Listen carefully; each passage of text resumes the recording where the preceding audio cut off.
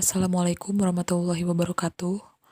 Pada kesempatan kali ini, saya akan memaparkan hasil analisis saya mengenai keadaan ekonomi mempengaruhi kurangnya eksistensi bahasa Indonesia di Kampung Cipicung dan membuat variasi bahasa.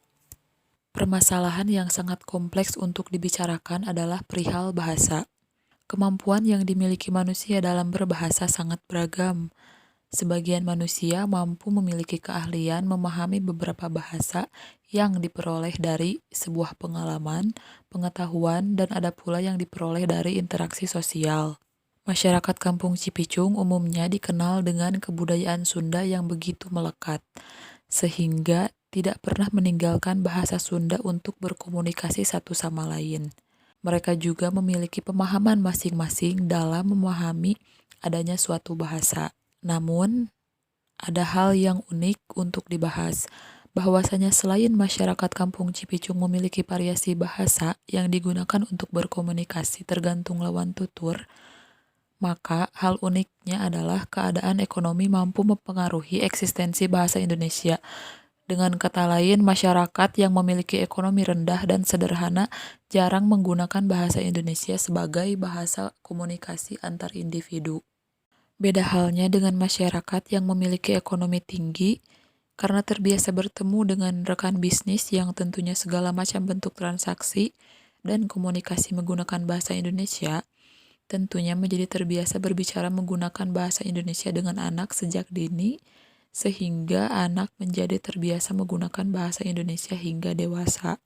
Untuk landasan teoretisnya, sosiolinguistik berasal dari kata sosio dan linguistik. Sosio sama dengan kata sosial, yaitu berhubungan dengan masyarakat, sementara linguistik adalah ilmu yang mempelajari dan membicarakan bahasa. Jadi, sosiolinguistik adalah kajian yang menyusun teori-teori tentang hubungan masyarakat dengan bahasa. Selain itu, sosiolinguistik juga mempelajari tentang aspek-aspek bahasa yang digunakan oleh masyarakat. Suatu masyarakat yang tinggal dalam suatu wilayah memiliki bahasa yang seringkali digunakan saat berinteraksi. Masyarakat yang berasal dari keluarga yang berekonomi tinggi akan menimbulkan variasi bahasa baru, yaitu bahasa Indonesia. Karena sudah terbiasa bertemu dengan rekan kerja di kota yang berkomunikasi menggunakan bahasa Indonesia. Sementara mayoritas masyarakat lainnya kebanyakan besar menggunakan bahasa daerah atau bahasa Sunda. Terjadinya perbedaan bahasa antara kalangan atas dan kalangan bawah menyebabkan varian bahasa yang disebabkan oleh hubungan antar individu yang berada dalam satu lingkup kemasyarakatan sehingga terbentuk satu kelompok masyarakat. Metode penelitian ini menggunakan metode deskriptif kualitatif yang menjelaskan objek secara natural. Metode pengumpulan data ini menggunakan metode simak bebas libat cakap atau SBLC. Metode pengumpulan data yang digunakan adalah metode simak dan metode cakap. Teknik ini disebut sebagai teknik dasar dalam metode simak karena pada hakikatnya penyimakan diwujudkan dengan teknik bebas libat cakap. Peneliti melakukan penyadapan dengan cara berpartisipasi dalam pembicaraan dan menyimak pembicaraan. Peneliti terlibat secara langsung dengan masyarakat yang sedang berinteraksi sehari-hari. Selain itu, metode pengumpulan data juga menggunakan teknik cakap. Metode cakap memiliki teknik dasar berupa teknik pancing, karena berharap dari percakapan tersebut, pelaksanaan metode tersebut dimungkinkan memunculkan stimulasi pada informan untuk memunculkan faktor-faktor yang diharapkan oleh peneliti. Pancingan tersebut berupa bentuk atau makna-makna yang tersusun dalam percakapan biasa maupun sedikit pertanyaan.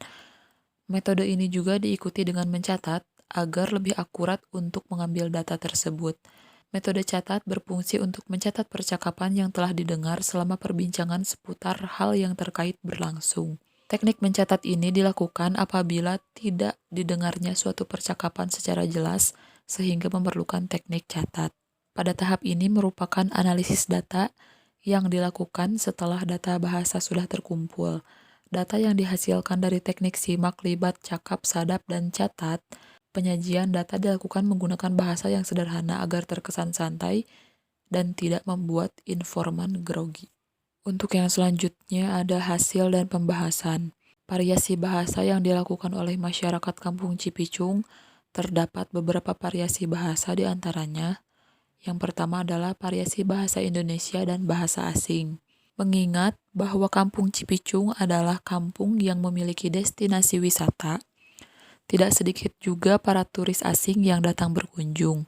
Untuk bahasa yang digunakan tentunya menggunakan bahasa internasional, yaitu bahasa Inggris.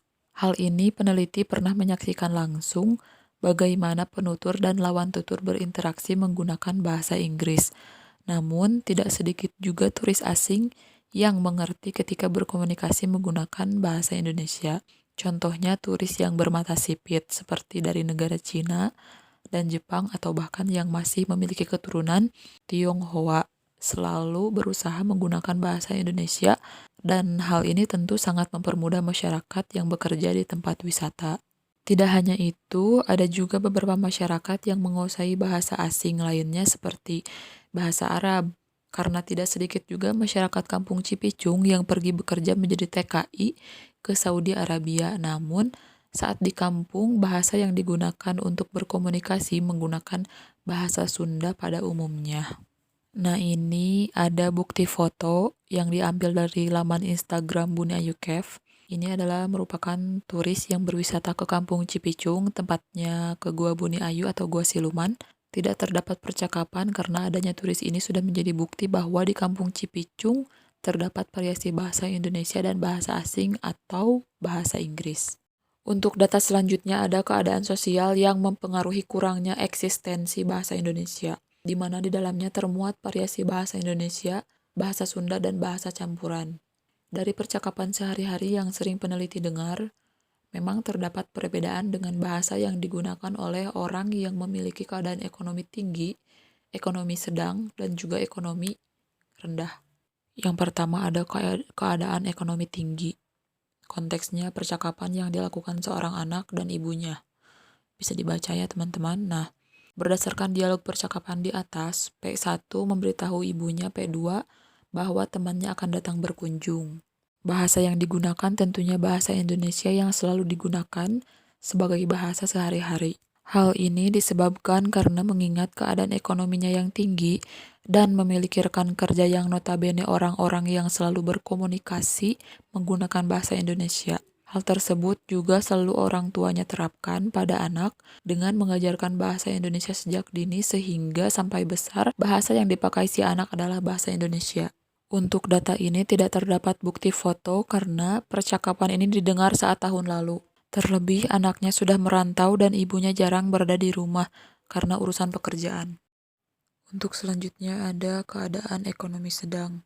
Konteksnya peneliti mencoba membeli lilin di warung. Nah, untuk percakapannya bisa dilihat ya teman-teman. Berdasarkan percakapan di atas, peneliti P1 mencoba membeli lilin menggunakan bahasa Indonesia.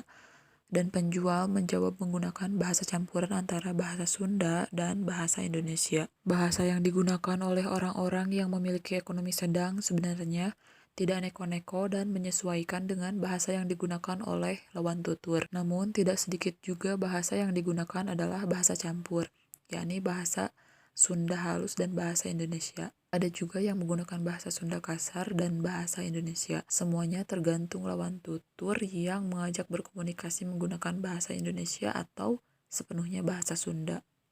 Untuk data ini juga tidak terdapat foto karena pemilik warung sudah tua dan enggan untuk berfoto. Nah, untuk data yang ketiga adalah keadaan ekonomi rendah. Konteksnya adalah segerombol anak kalangan ekonomi rendah yang memang biasa bermain di depan rumah peneliti dan berbincang mengenai rencana bermain. Nah, bisa dibaca percakapannya. Nah, oke, jadi bahasa yang digunakan oleh orang-orang yang memiliki keadaan ekonomi rendah cenderung menggunakan bahasa Sunda kasar dan terkadang menggunakan bahasa Sunda halus. Artinya mereka jarang sekali menggunakan bahasa Indonesia. Dan memang betul adanya bahasa sehari-hari yang peneliti dengar adalah sepenuhnya bahasa Sunda.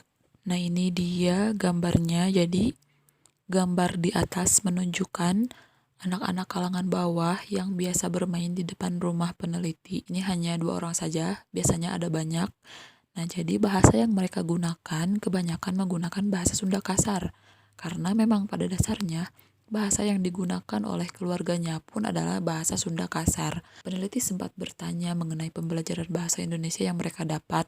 Ternyata benar, mereka hanya dapat pembelajaran bahasa Indonesia itu di sekolah saja, teman-teman.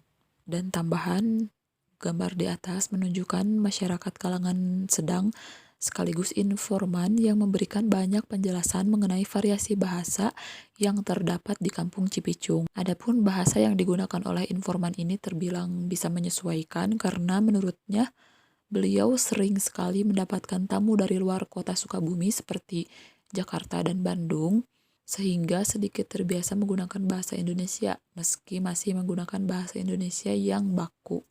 Dan tambahan juga dari informasi yang didapat bahwa faktor yang memang menjadi kurangnya eksistensi bahasa Indonesia di Kampung Cipicung adalah jarangnya berkomunikasi menggunakan bahasa Indonesia, sehingga dirasa menjadi kaku ketika mengucapkan bahasa Indonesia.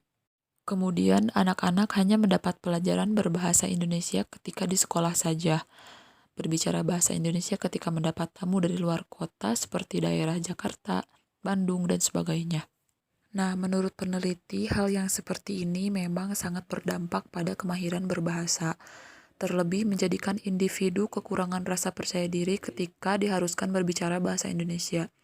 Adapun ketika berbicara menggunakan bahasa Indonesia, bahasa yang digunakan adalah bahasa yang baku. Cukup sekian yang dapat disampaikan. Wassalamualaikum warahmatullahi wabarakatuh.